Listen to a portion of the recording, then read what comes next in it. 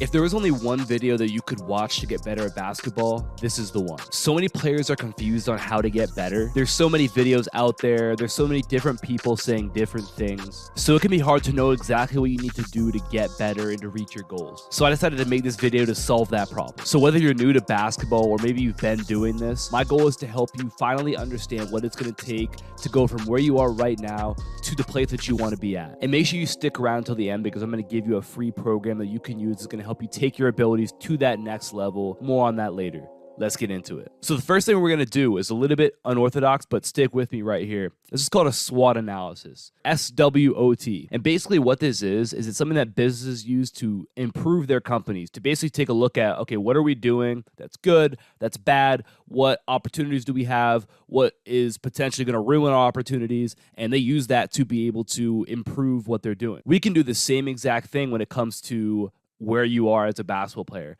And this is something that players don't really do. They don't really take into account what they're good at, what they're bad at, and then what kind of opportunities they have and how to take advantage of those things. So it's important right here that we actually list those things out. So I'm going to put an example of this up on the screen next to me so you can kind of see what I'm talking about. But the first category, the S in SWOT, stands for strength. So what is it that you do well? What is it that you feel comfortable doing, feel confident doing? And then weaknesses. So what do you not do well? Or what is it that you don't feel confident doing? And then the O stands for opportunity. So what are the opportunities that you have coming your way? What are some things that you might have right now in terms of the present moment, but also in the future? What are opportunities that you want to have for yourself? And then threats. What are some things that are potential threats to you being able to capitalize on those opportunities that you might have? So I have just an example, and you'll see it up on the screen here, but just an example of a SWOT analysis. And so for strengths, we have catch and shoot three-pointers, mid-range pull-ups, perimeter defense. Those are all things I feel really confident doing. And maybe my weaknesses are, okay, threes off the dribble, I'm not as good at those. Ball handling, finishing, driving to the basket. Maybe those things that I don't feel super confident doing. Opportunities. So maybe in the present, an opportunity for me would be like a starting spot on my team. Like I think this year that's an opportunity that I could maybe take advantage of, right? I might have to work for it, whatever, but like that's an opportunity that I see in my immediate future or in the present moment. And then maybe in the present moment also, like I'm thinking about an AAU team that I want to try out for, something along those lines right there. So I'm thinking about the opportunities that I have coming up. And then in terms of the future, now I can look at, okay, making a college team. Right, that might be my goal. I want to get recruited, right? If I'm a college player, I want to get a pro contract. Like that's my goal. So I can kind of break these things down and look at what I have going on for me right now and what I could have coming up for me in the future. Threats. So what could potentially hold me back from being able to successfully capitalize on those opportunities that I listed out? So maybe it could be my lack of ball handling ability. If I can't handle the ball, maybe that prevents me from being able to get a starting spot or making the AAU team or, making it to the next level. And, then maybe confidence. Maybe I lack confidence in some of my abilities, right? So that's something that I need to be able to fix right there. And then maybe the ability to get to the basket and finish.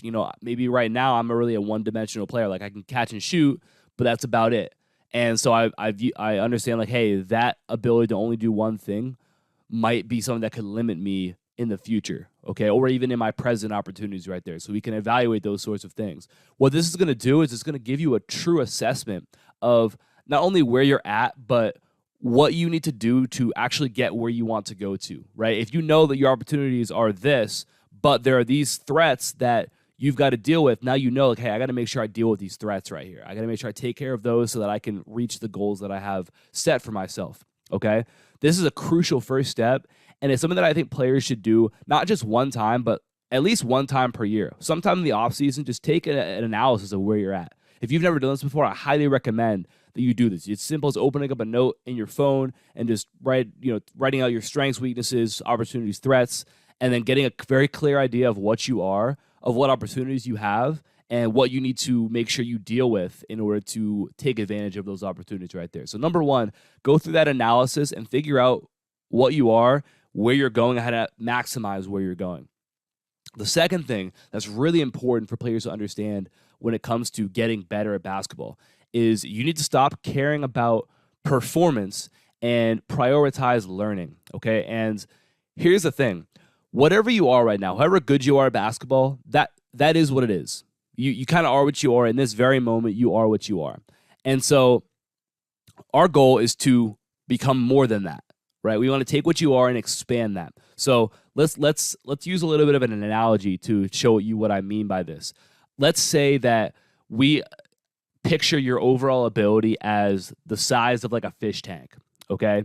And let's say, right now you got a pretty small fish tank. Like you can maybe fit a goldfish in there. So it's a pretty average size fish tank. The majority of people in the world who have fish, at least in America, the majority of people who have fish probably have a goldfish or something along, a betta fish or something. They got something along those lines, right? So we're just going to imagine we have an average size fish tank and we've got a goldfish in there, okay? And the goldfish represents your best or your performances, right? So goldfish, pretty average. Betta fish, pretty average. You think of any average fish, that's what you have in your tank. So the majority of your performances are pretty average. You're a pretty average player, okay? So that's what you are. And, maybe you have a couple of games that are really good, but the majority of the time, you also might have some games that are really bad, but the majority of your games are going to be pretty much on par with everybody else. And let's say that you don't want that, though. You don't want to just, have a goldfish. You want to have a way bigger fish, right? Your goal, you want to have a shark. That's what you want. You want a shark for your fish tank.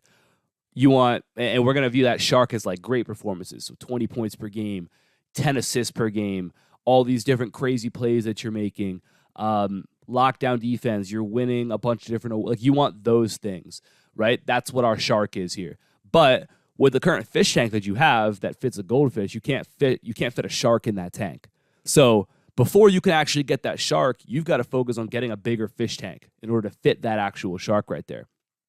So what that means is in order to be able to have those incredible performances and be an above average or great player, you have to expand what you're capable of doing. Where you are right now is what you are. You've got to expand that in order to fit those new goals, those new performance goals right there, okay? The shark is the performance, right? People are going to come in and they're going to look at your fish tank and say, oh, wow, that's an amazing shark. But they don't understand that oh, I had to go out and I had to, work to get a fish tank big enough so I could fit this shark, right? I didn't start off with this right here. So, everybody's so caught up in the performance of it, which is, kind of the outcome. Okay, this person goes out and scores 20 points per game.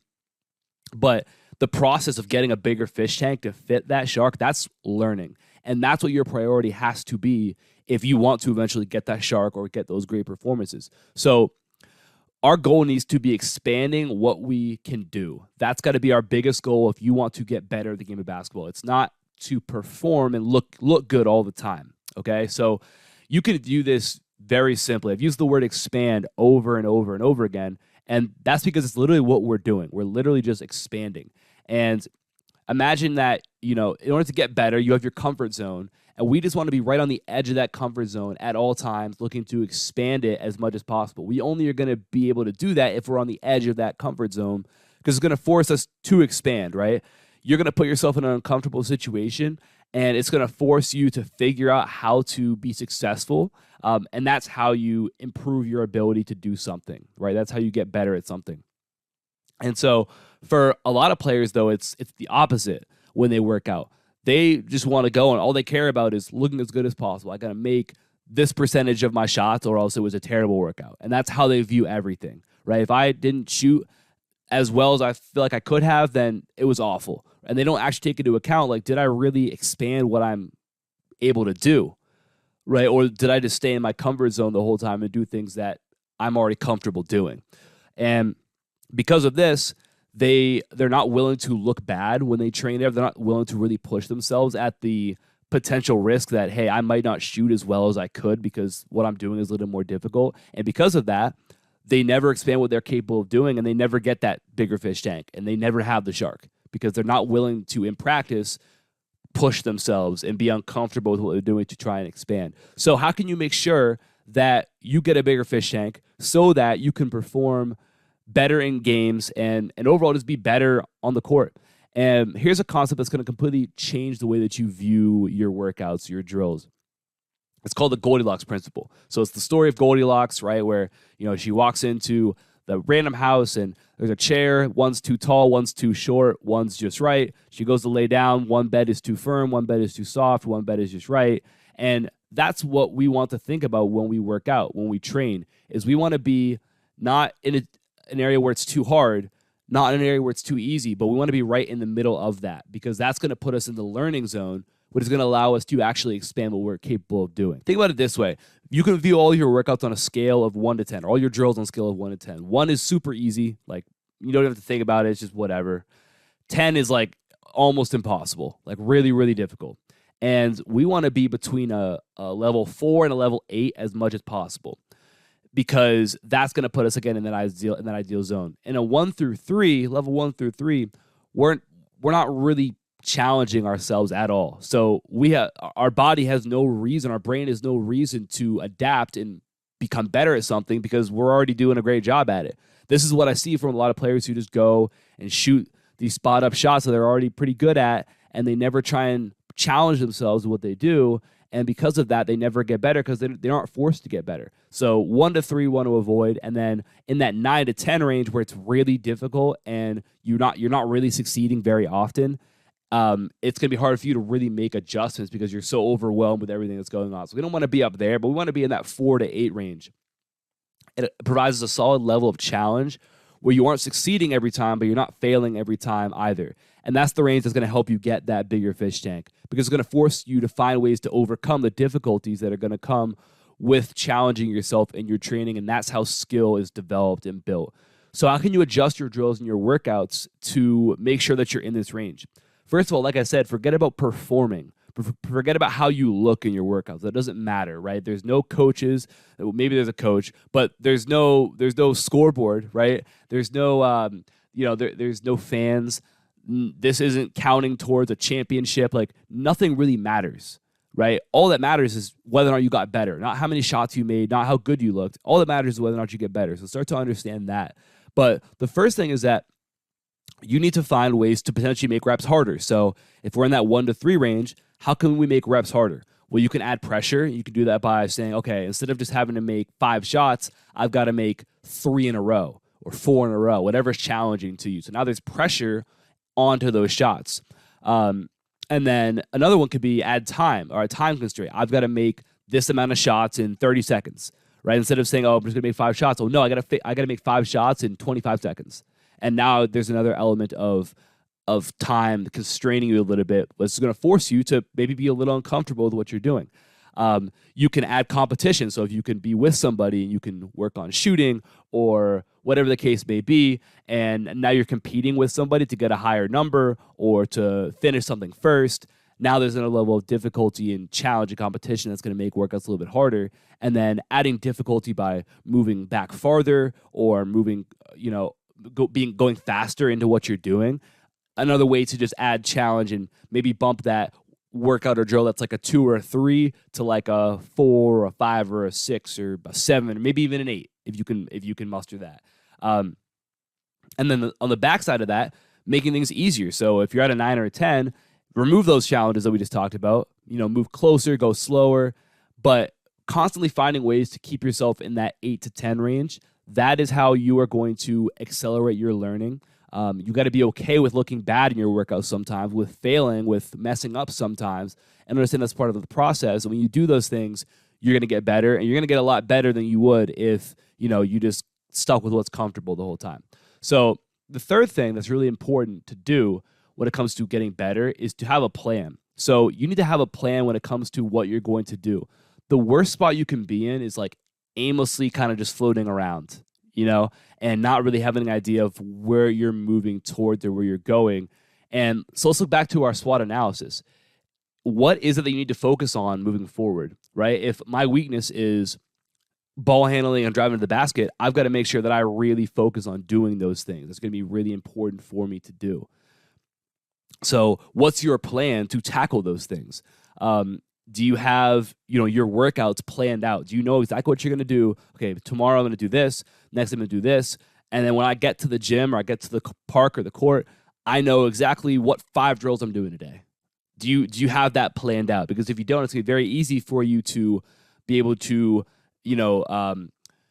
go back on what you said you would do or forget to do something. And next thing you know, you've kind of been aimlessly floating around, not really going in any sort of direction, not really getting better. So you've got to make sure that you are moving yourself towards something. And to do that, you got to make sure that you have a plan. So get yourself a plan or a program or something that's going to keep you focused on what you need to be able to do.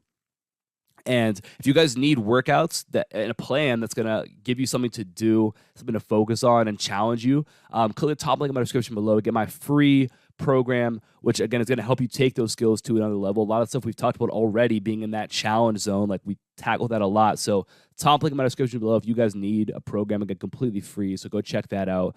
I also have a ton of workouts here on YouTube too, so you can check those too. Then the fourth thing is you got to take care of the non-basketball stuff. And the first thing I'll say about this is you need to get stronger and more athletic because the game favors players who are strong and athletic. That's how every sport works, but that's how basketball works for sure. And it's going to help you improve in every single area of the game. So the first thing is that it's a myth that lifting weights will stunt your growth or ruin your shot. There's no excuse to not be doing it. And if you want to be the best player that you can possibly be, every single player that you watch on TV, college, NBA, whatever, every single one of them is lifting weights. Every single one.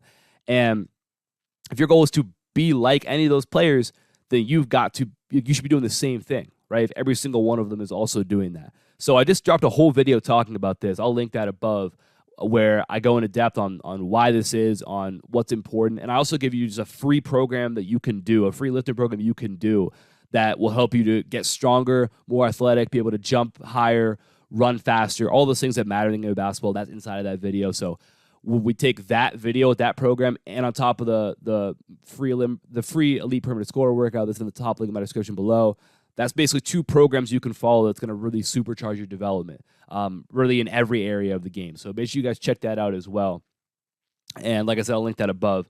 And then the other area of that is just watching and studying the game. So learning the game more, improving your basketball IQ, watching basketball, like watching full games. Again, I talked about this in a podcast episode, about a week ago, where I just talked about the importance of watching full games and learning and seeing, okay, why did that player do this?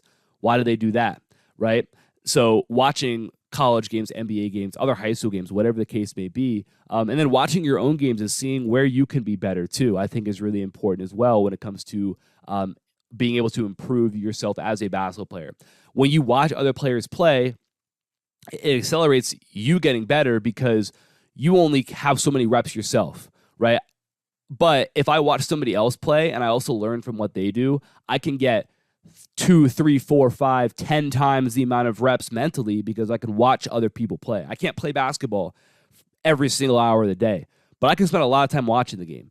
And that's going to help me to get better a lot faster as well. Okay, so area number 4, take care of those non-basketball things. If you guys do these things, you're going to get better at basketball. And if you really commit to it, you're going to get better a lot faster than the majority of players will. So again, click that top link in my description below to get my free elite perimeter scorer workout. If you guys are interested in that, I appreciate you guys for watching. Drop a like, subscribe if you're new. I'll talk to you guys soon. Peace.